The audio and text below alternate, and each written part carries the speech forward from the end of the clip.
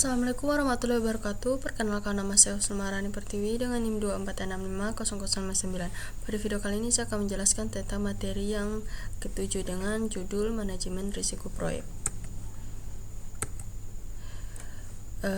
Masalah ini atau problem secara waktu timbul dari aktivitas atau keputusan yang dilakukan pada masa lalu sehingga saat ini sudah terjadi dan menjadi sudah diketahui dampaknya. Sebagai contoh, macet di Jakarta merupakan gambaran dari masalah karena sudah terjadi pada kondisi saat ini dan penanganan kedepannya yang dilakukan oleh manajemen krisis. Sementara risiko merupakan kejadian yang belum terjadi, baru merupakan perkiraan akan keterjadiannya pada saatnya nanti. Apakah akan benar terjadi atau tergantung dari penanganan dan tindakan yang akan dilakukan. Ada 3 komponen yang berkaitan dengan risiko. Yang pertama, efek. Ini berkaitan dengan positif maupun negatif, bahkan keduanya. Efek ini merupakan penyimpangan dari apa yang diharapkan dan dapat berkaitan dengan menciptakan atau menghasilkan peluang atau ancaman. Yang kedua, ada ketidakpastian, yaitu suatu keadaan kondisi kurang informasi terkait dengan pemaham atau pengetahuan tentang suatu peristiwa. Yang ketiga, ada sasaran, merupakan tujuan dari sesuatu yang akan dicapai, di mana dapat memiliki berbagai aspek dan kategori serta mempunyai beberapa tingkat. Risiko. Menurut kamus ini, risiko adalah kemungkinan kerugian atau kecelakaan.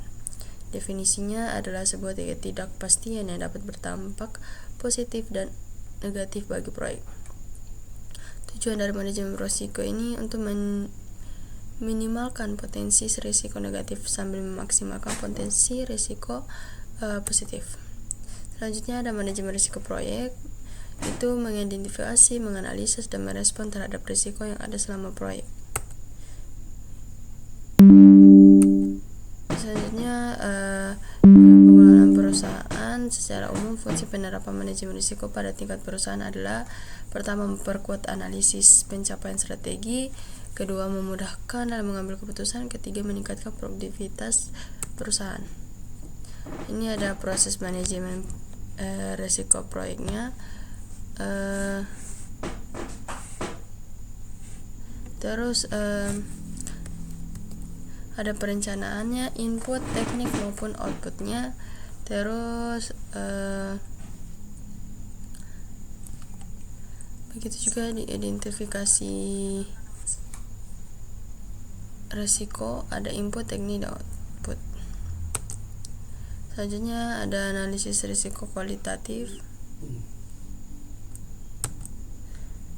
ada perencanaan respon risiko, ada pengendalian dan monitoring risiko.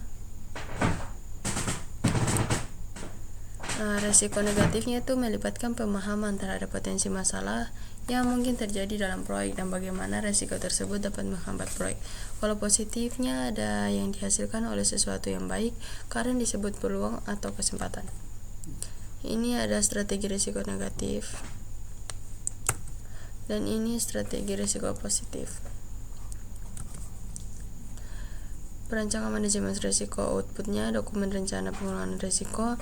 Habis itu tanda ke bawah berisi prosedur untuk mengelola risiko sepanjang proyek serta isi dokumen manajemen risiko. Rencana kontingensi. Aksi ini dilakukan oleh tim proyek apabila sebuah risiko benar-benar terjadi. Ada fallback plans, rencana yang dikembangkan untuk risiko yang berdampak sangat tinggi pada keberhasilan proyek. Ini ada kategori risiko, ada risiko pasar, risiko finansial, risiko teknologi, risiko manusia, serta risiko proses. Ini ada risk breakdown struktur, gambaran tingkat kategori risiko dari sebuah proyek, digunakan untuk mengidentifikasi dan mengkategorikan risiko. Ini contoh risk breakdown struktur. Terus ada potensi risiko negatif, dikaitkan dengan knowledge area.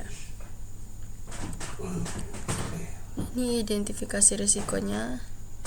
Alat bantu dan metode untuk identifikasi risiko itu ada brainstorming, DLP, interview, serta analisis SWOT.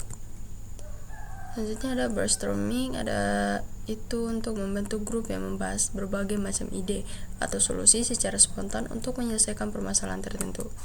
Ada teknik DLP, ini digunakan untuk mencapai kesepakatan dari sekumpulan ahli di bidang tertentu yang melakukan prediksi terhadap masa depan. Selanjutnya ada interview. Ini untuk menemukan fakta dengan cara mengumpulkan informasi melalui tatap muka, telepon, email, atau instant messaging. Selanjutnya ada SWOT. Analisa SWOT atau Strengths, Weakness, Opportunities, dan Threats itu membantu mengidentifikasi risiko positif dan negatif yang dapat terjadi di sebuah proyek. Selanjutnya adalah Risk Register. Dokumen ini berisi hasil dari proses manajemen risiko yang ditampilkan dalam bentuk tabel. Kalau risk event itu kejadian yang tidak pasti yang dapat menghambat atau memajukan proyek. Selanjutnya matriks probabilitas. Ini berisi gambaran probabilitas kejadian sebuah risiko dipasangkan dengan dampak dari risiko tersebut. Ini contoh matriks probabilitas. Selanjutnya ada analisa kuantitatif risiko. Metode ini digunakan analisa decision tree, simulasi, analisa sensitivitas. Selanjutnya ada decision tree dan expert monetary value. Decision tree adalah diagram analisis yang membantu dalam memilih sebuah situasi yang hasilnya belum pasti. Ini menghitung MF, tahapan menghitung estimate monetary value. Selanjutnya ada ini.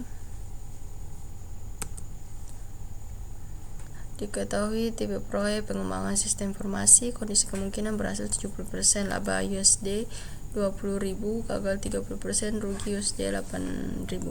Ditanya estimate monetary value EMV, jawabannya adalah seperti ini.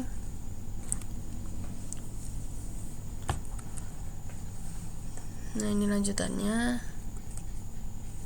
Strategi respon terhadap risiko negatif. Kalau risk avoidance ini mengeliminasi kemungkinan terjadinya risiko. Terus ada risk reduction, untuk menerima risiko dengan syarat tingkat keparahan dari terjadinya risiko tersebut lebih rendah daripada tingkat toleransi risiko proyek. Ini strategi respon terhadap risiko negatif. Terus strategi respon terhadap risiko positif. Ini lanjutannya yang positif tadi. Selanjutnya risiko residual. Ini terjadi setelah memperhitungkan kontrol yang sudah dijalankan dalam rangka pengurangan dampak dari risiko utama. Kejadian perampok atau aset barang dalam gudang, risiko ini masih terjadi dengan tingkat yang lebih kecil walaupun sudah dipasang alarm dan CCTV dalam gudang tersebut. Sekian, terima kasih. Bila ada salah kata mohon dimaafkan. Billahi taufiq wal hidayah. Wassalamualaikum warahmatullahi wabarakatuh.